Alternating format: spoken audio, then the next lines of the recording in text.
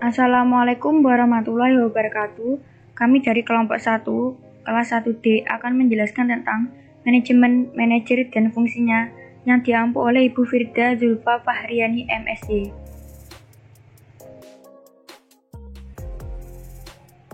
Dan disusun oleh Nurin Sania Oktavia, Putri Juwana Indari, Purwatu Aklinina, dan Rahmadian Putra Aulia.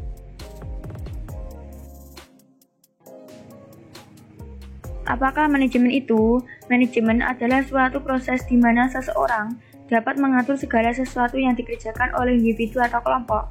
Manajemen perlu dilakukan guna mencapai tujuan atau target dari individu ataupun kelompok tersebut secara kooperatif menggunakan sumber daya yang tersedia. Dari pengertian tersebut, ilmu manajemen dapat diartikan sebagai kemampuan dalam mengatur sesuatu agar tujuan yang ingin dicapai dapat terpenuhi. Sebetulnya, hal ini sudah sering terjadi di kehidupan nyata. Setiap orang juga pasti pernah mempraktikkan ilmu manajemen secara tidak langsung setiap harinya.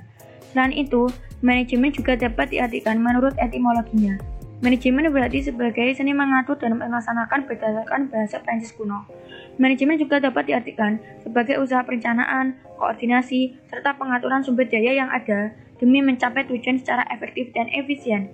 Dengan menerapkan ilmu manajemen, diharapkan sesuatu yang sedang dikerjakan dapat selesai tepat waktu dan tanpa ada hal yang menjadi sia-sia. Tujuan tercapai karena terorganisir secara baik.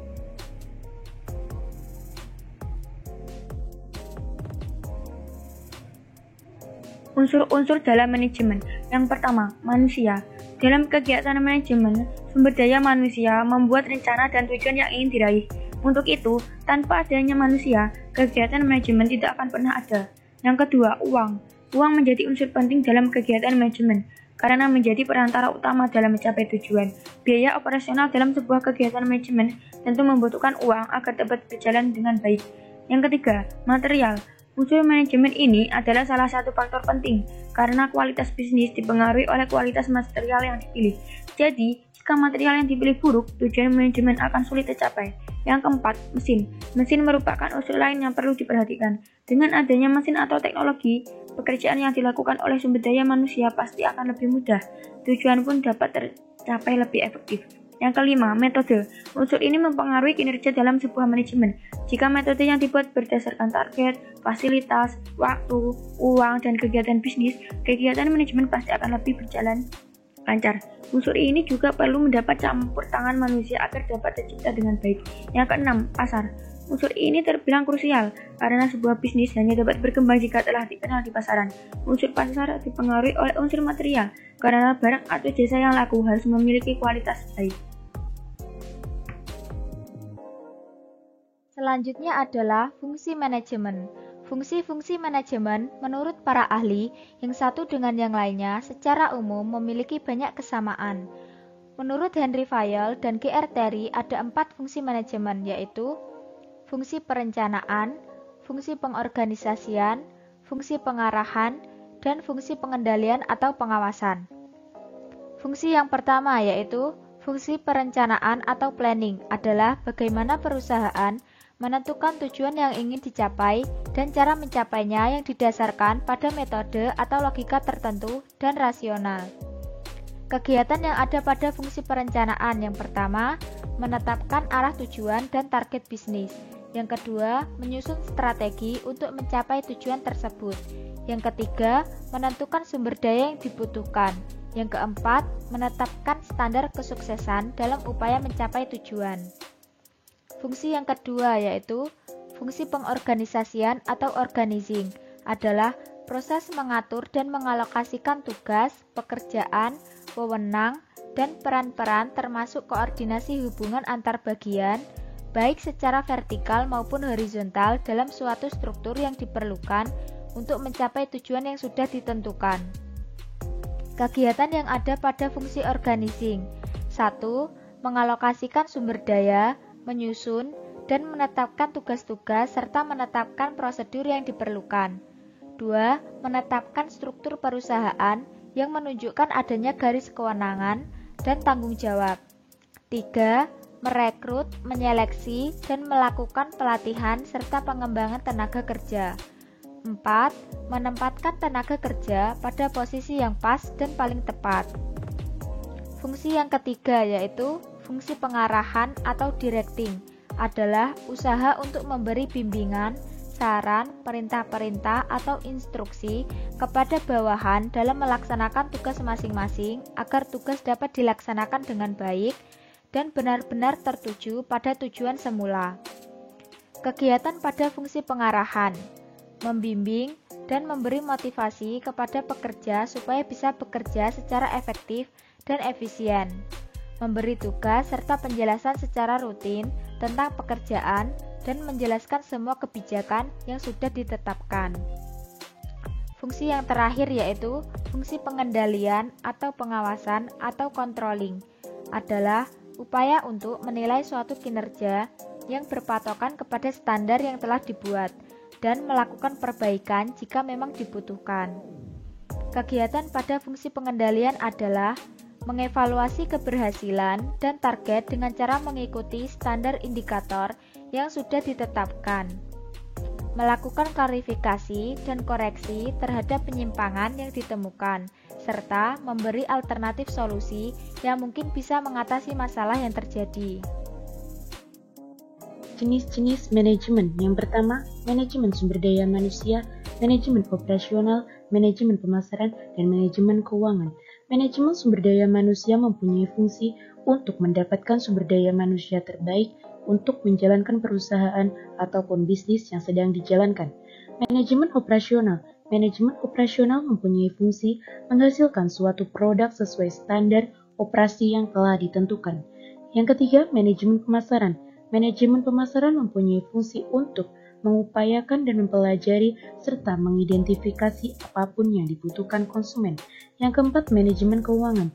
Manajemen keuangan mempunyai fungsi untuk memastikan jika kegiatan bisnis yang dilakukan benar-benar dapat memaksimalkan pencapaian perusahaan secara ekonomi. Tujuan manajemen yaitu bisa mencapai apa yang diinginkan dengan hasil memuaskan serta dapat mencapai tujuan tersebut dengan efektif dan tepat waktu. Prinsip-prinsip manajemen, pembagian kerja yang berimbang, pembagian wewenang, disiplin, kesatuan perintah, dan kesatuan arah. Pembagian kerja yang berimbang, seorang manajer hendaknya bersifat adil, yaitu harus bersikap sama baik dan memberikan beban kerja yang berimbang. Pemberian kewenangan dan rasa tanggung jawab yang tegas dan jelas. Setiap kerabat kerja atau karyawan hendaknya diberi kewenangan sepenuhnya untuk melaksanakan tugasnya dengan baik dan mempertanggungjawabkan kepada atasan secara langsung.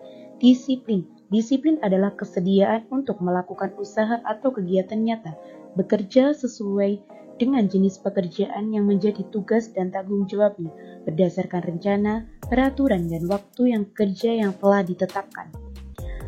Keempat, kesatuan perintah. Setiap karyawan atau kerabat kerja hendaknya hanya menerima satu jenis perintah dari seorang atasan secara langsung, baik itu mandor, kepala seksi, atau kepala bagian, bukan dari beberapa orang yang sama-sama merasa menjadi atasan para karyawan.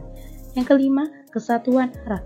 Kegiatan hendaknya mempunyai tujuan yang sama dan dipimpin oleh seorang atasan secara langsung, serta didasarkan pada rencana kerja yang sama, satu tujuan, satu rencana, dan satu pimpinan.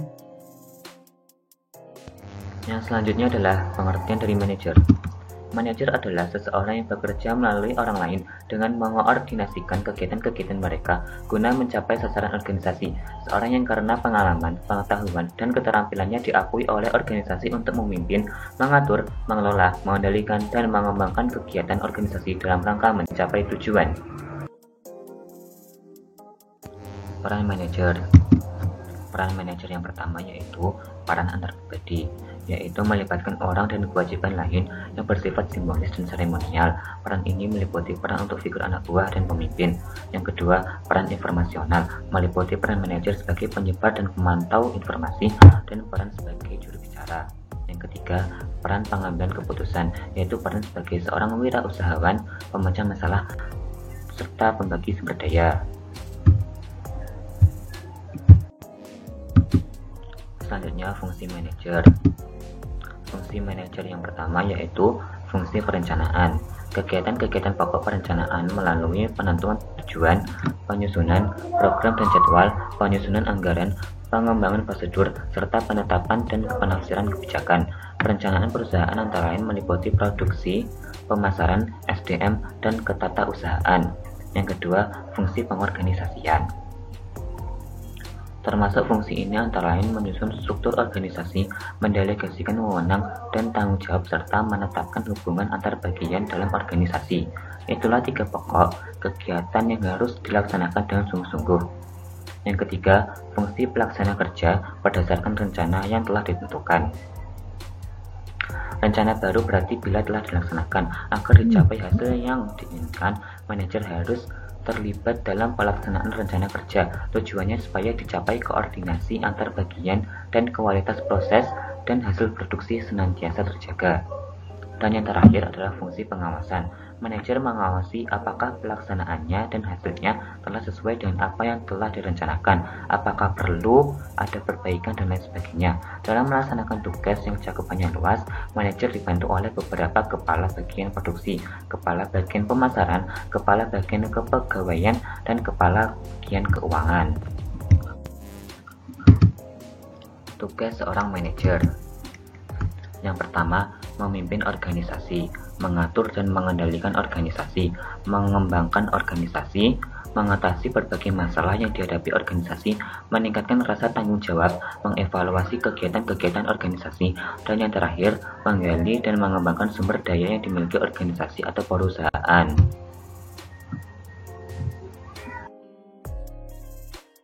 Sekian penjelasan dari kelompok kami. Bila ada kurang lebihnya, kami mohon maaf. Wallahul muwaffiq ila aqwamit thoriq. Wassalamualaikum warahmatullahi wabarakatuh.